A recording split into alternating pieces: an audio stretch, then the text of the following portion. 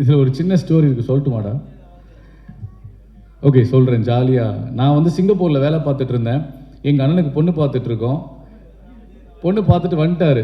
பொண்ணு ஓகேவா சொல்லணுமானா மாப்பிள்ளையோட தம்பி சொல்லணும்னு சொல்லி அந்த வீட்டில் சொல்லியிருக்காங்க. மாப்பிள்ளை ஓகேவானா பொண்ணோட தம்பி வந்து பார்க்கணும்னு சொல்லிட்டாங்க. ஸோ பொண்ணோட தம்பி வந்து கோயம்புத்தூரில் படிச்சுட்டு இருக்கான், 8th ஸ்டாண்டர்ட். மாப்பிள்ளையோட தம்பி வந்து சிங்கப்பூரில் வேலை பார்த்துட்டு இருக்கான். பொண்ணோட தம்பி அவன், மாப்பிள்ளையோட தம்பி நான். அப்படி தான் எங்களுக்கான அறிமுகம். என்னுடைய மாப்பிள்ளை, என்னோட மச்சினை, எனக்கு உயிரான ஒரு ஒரு ஒரு மனுஷன். ஏன்னா ஆனால் என்னை பார்த்து தான் அவன் சினிமாவுக்கு வந்திருக்கான். நான் நிறைய வாட்டி சொல்லுவேன், வேணாம் மாப்பிள்ளை நீங்கள் வராதிங்க, சினிமாவுக்கு வராதிங்க. நான் சினிமாவுக்கு வந்து ஒரு 3-4 இயர்ஸ் இருக்கும்போது தான் அவன் சினிமாவுக்குள்ளே வர்றான். அப்போ வேணாம் மாப்பிள்ளை நீ சினிமாவுக்கு வராத, கொஞ்சம் வெயிட் பண்ணு, நான் ஜெயிச்சுக்கிறேன் அதுக்கப்புறம் வான்னு சொல்லுவேன். கேட்க மாட்டான். இதுவரை நான் சொன்ன எந்த விஷயத்தையுமே கேட்டதே கிடையாது. எனக்கும் அவனுக்கும் சண்டை பயங்கரமாக வரும். என் கூட தங்கியிருந்தான். ஒரு டைம் சண்டை போட்டு போயிட்டான். இன்ன வரைக்கும் அவனாக தான் இருக்கான். அவன் ஒரு விஜய் நான் சொல்கிறோம் இல்லையா, ஒரு வாட்டி என் முடிவு பண்ணிட்டேன், என் பேச்சு நானே கேட்க மாட்டேன்ற மாதிரி. அவன் கேரக்டர் எப்படி தான், எக்ஸாஸ்ட்ரா பண்ண மாட்டான். அவனுடைய சிந்தனை, அவனுடைய ஐடியா எல்லாமே ரொம்ப பெருசாக இருக்கும்.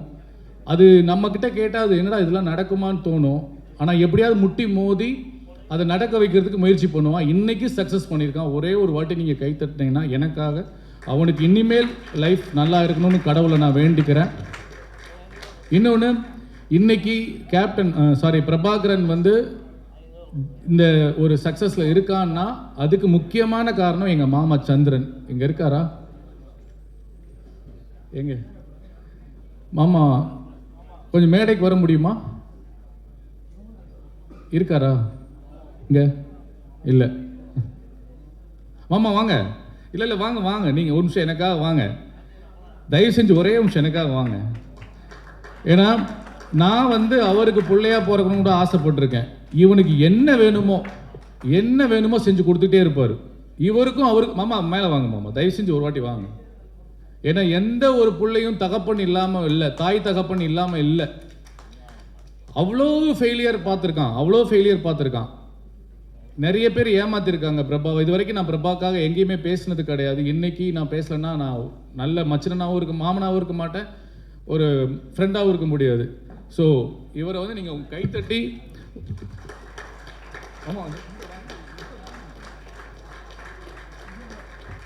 சந்திரன் இவர் இல்லைன்னா பிரபாகரன் இல்லை. இந்த மாதிரி ஏகப்பட்ட தந்தை இல்லைன்னா நல்ல மகன்கள் சாதிக்க முடியாதுன்றது உண்மை.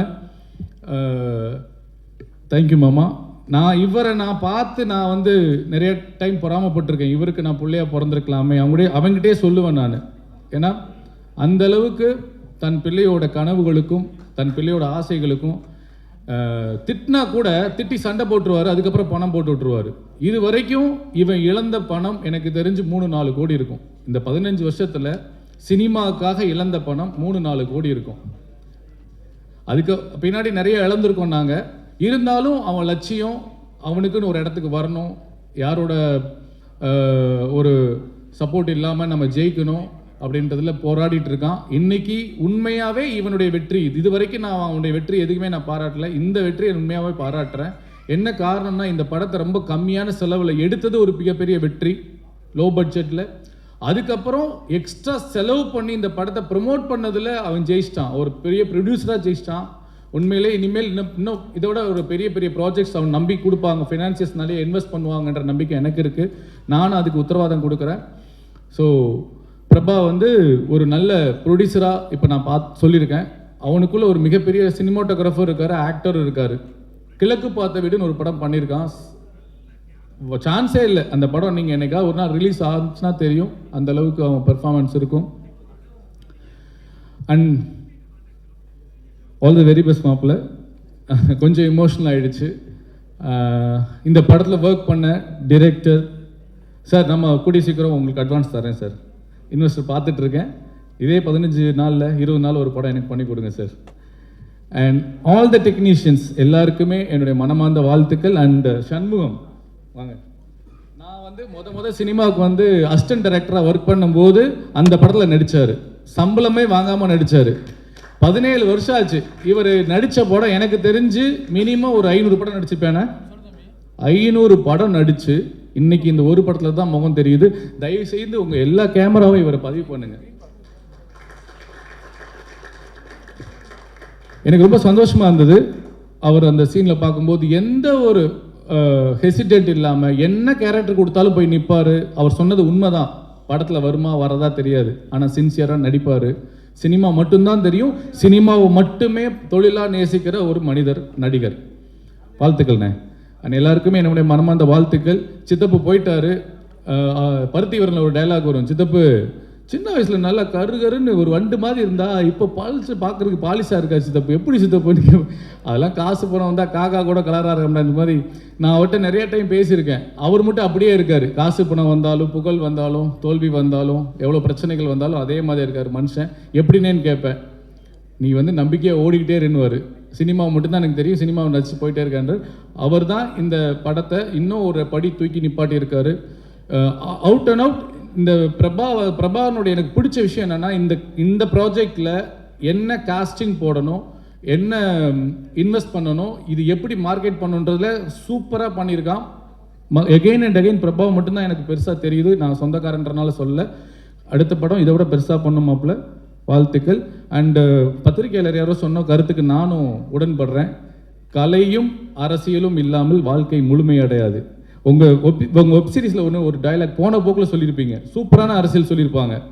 இந்த விமான நிலையெல்லாம் ஒருத்தர் அவருடைய இடத்த எழுதி கொடுக்காம யாருமே ஒன்றும் பண்ண முடியாது, அது சென்ட்ரல் கவர்மெண்ட்டாக இருந்தாலும் சொல்லி ஒரு சின்ன வார்த்தையை அழகாக ஒரு டைலாக்காக சூப்பராக சொல்லியிருப்பீங்க சார். அதுக்காக எங்கள் தமிழக வெற்றி கழக தலைவர் விஜய் அண்ணா பெருசாக போராடிட்டு இருக்காரு. அங்கே இருக்கவங்கள ஓட்டாக பார்க்காம 10,000 குடும்பம்னு பார்க்காம ஒரு மிகப்பெரிய ஒரு பெரிய போராட்டத்தை எடுத்து கையில் எடுத்து சட்டமன்றத்துக்கு கூட உள்ள போகிற அளவுக்கு கூட முயற்சி பண்ணிட்டு இருக்காரு. ஸோ இந்த மாதிரி விளக்கங்கள்லாம் எங்களுக்கு இன்னும் ஊக்கமாக இருக்குது அதெல்லாம் பார்க்கும்போது. ஸோ பரந்தூர் மக்கள் லா அண்ட் ஆர்டரில் இருக்குது. நீங்கள் கையெழுத்து போடாமல் உங்கள் இடத்த கொடுக்காம கவர்மெண்ட் கையகப்படுத்த முடியாது. சட்டத்தில் இடம் இருக்குது. அந்த செய்திக்கும் நன்றி. டைரக்டருக்கும் ப்ரொடியூசருக்கு நன்றி. அண்ட் போன வாட்டி ப்ரெஸ் மீட்டில் ஒரு பத்திரிகையாளர் என்ன அரசியல் பேசாதீங்க அப்படின்னு சொன்னார். எனக்கு டக்குன்னு ஸ்ட்ரக் ஆகிட்டேன். அடுத்து பதில் சொல்ல முடியல. அதுக்கு ஒரு சின்ன விளக்கம் கொடுக்கணும்னு ஆசைப்பட்றேன். அந்த படத்தில் அரசியல் இருந்துச்சு, அது ஒரு காட்சி இருந்துச்சு, அதனால நாங்கள் பேசினேன். அதனால தான் பேசினேன் நான். ஆனாலும் அங்கே ஒரு அடக்குமுறை இருந்தது. அதில் என்ன கேள்வி, எனக்கு வீட்டுக்கு போனதுக்கப்புறம் நான் என்ன தப்பாக பேசினேன், நான் என்ன தப்பாக சொல்லிட்டேன் அப்படின்னு நான் யோசிக்கும்போது எனக்கு மறுபடியும் உங்ககிட்ட இந்த கேள்வி கேட்கணும்னு தோணுச்சு.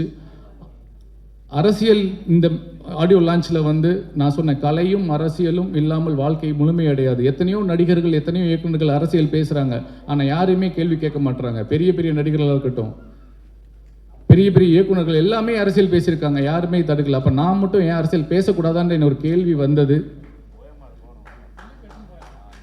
நன்றி. அரசியல் பேசலை, ஆனால் இதுவும் பேசலைன்னா அப்புறம் எப்படி? அந்த படத்தில் இருக்குது. பத்திரிகையாளர் உங்ககிட்ட தான் நாங்கள் பேச முடியும், வேற எங்கே நான் கேட்க முடியும்? அதனால் மீண்டும் நான் அந்த படத்தை அரசியல் பேசுவதற்காகவோ சுய அரசியல் விளம்பரத்துக்காகவோ பேசலை. ஒரு சிட்டிசன், ஒரு பொறுப்புள்ள மனிதனாக அந்த கேள்வியை நான் கேட்டேன். அந்த கேள்வி கேட்ட பத்திரிகையாளருக்கும் நான் அதை தான் விளக்கம் கொடுக்குறேன்னு நான் நினைக்கிறேன். Thank you so much. அண்ட் இந்த சட்டமும் நீதியும் வெப்சீரிஸை இதான் ஃபர்ஸ்ட் டைம் பார்க்குறேன். பத்திரிகையாளர்களுக்கு ஒரு thanks meet. Super. Hats off to all the சட்டமும் நீதி டீம். அண்ட் ஒரே ஒரு ரெக்வஸ்ட், அந்த சினிமா பத்திரிகையெல்லாம் சேர்த்துக்கோங்களேன் எடிட்டில். நீங்கள் பிரித்து பார்க்கல அல்ல, இருந்தாலும் கலை அரசியல் தான் ஒரு மனிதனோட வாழ்க்கையில் மிக மிக முக்கியமானது. இன்னைக்கு நம்ம இங்கே இருக்கோம்னா இது சினிமா பத்திரிகையாளர்கள். ஓகே, நான் கவனிக்கல, இருந்தாலும் நீங்கள் அதை ஒரு வாட்டி போட்டுருங்க. அண்ணா, நான் ஒரு ஏவி போட்டேன் பார்த்தீங்களா, அது உங்களுக்கு மட்டும்தானே? இல்லை, அவர் மனசளவில் உண்மையாக தான் சொல்கிறாரு. இருந்தாலும் வெளிப்படையாக கன்வே ஆகணும்ல. அப்போ அரசியல் சட்டமன்றம் இருக்குது, பாராளுமன்றம் இருக்குது, ரோடு